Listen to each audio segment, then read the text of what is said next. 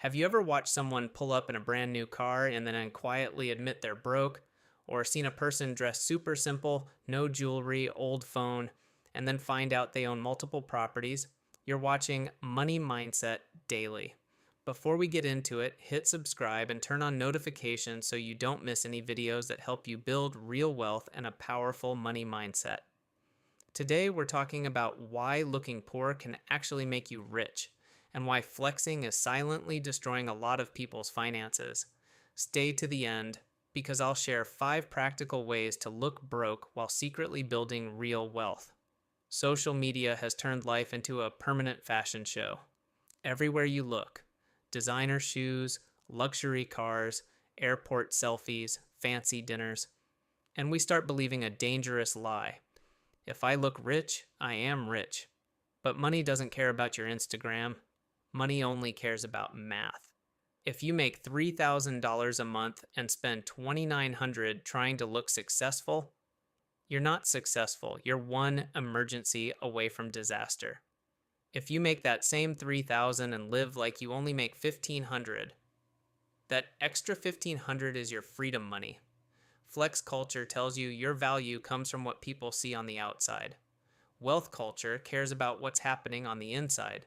Your savings, your investments, your skills, your options.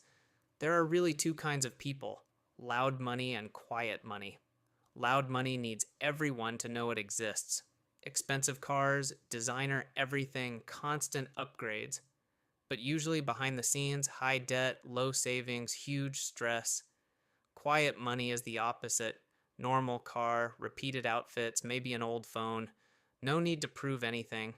Their money works in the background: investments, businesses, assets. Real wealth is silent. Debt is usually the one screaming for attention. When you look poor on the outside, you're not really poor. You're just hiding your wealth instead of advertising it. So, why does looking poor actually protect you? First, you avoid lifestyle inflation. When people think you're rich, they expect you to act rich. Let's go here, it's only $40 for a drink. We should stay at this resort, you can afford it. If you always show up in the latest fashion, you trap yourself. The moment you stop, people notice and start asking, "Are you okay?" Now you're emotionally pressured to keep spending just to maintain the image. Looking average sets you free. You can say no without a long explanation. You can choose experiences that fit your goals, not your image. Second, you attract better relationships. People who like you when you look poor are usually here for you, not your wallet. If your entire personality is "I have money," you will attract people whose entire personality is "I want your money." Looking simple filters out gold diggers, status chasers, and fake friends.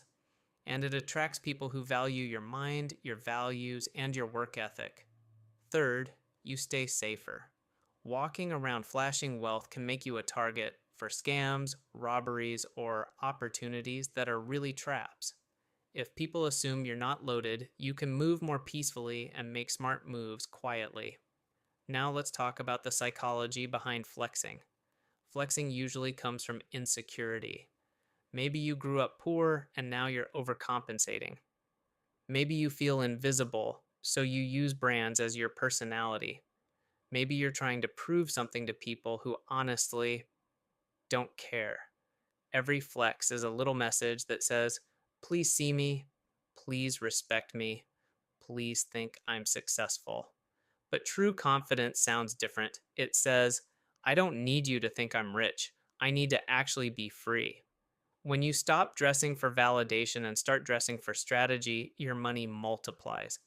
Every time you choose appearance over assets, you're trading long-term wealth for short-term ego. So what does looking poor really mean? It doesn't mean bad hygiene. It doesn't mean dirty clothes or never enjoying anything nice.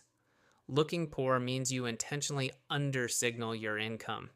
You could buy a $70,000 car, but you drive a $15,000 reliable used car. You could rent the luxury apartment, but you choose a simpler place and invest the difference. You could upgrade your phone every year, but you keep it until it actually dies. You're not cheap, you're goal focused. Looking poor is about priorities: freedom over flex, assets over outfits, options over opinions. Let's put some quick math behind this. Imagine two friends, Alex and Jordan. They both make $4,000 a month after taxes. Alex is the flexer. $800 goes to a car payment, $300 to insurance and gas, $400 to eating out and nightlife, $250 to clothes and gadgets, $1,600 for rent. By the end of the month, Alex has about $650 left to save or invest. Now Jordan, who looks poor, $250 for a used car payment, $200 for insurance and gas, $150 for eating out, $100 for clothes and gadgets, $1,200 for rent, smaller place or a roommate. Jordan's total spending is about $1,900. That leaves around $2,100 each month to save or invest.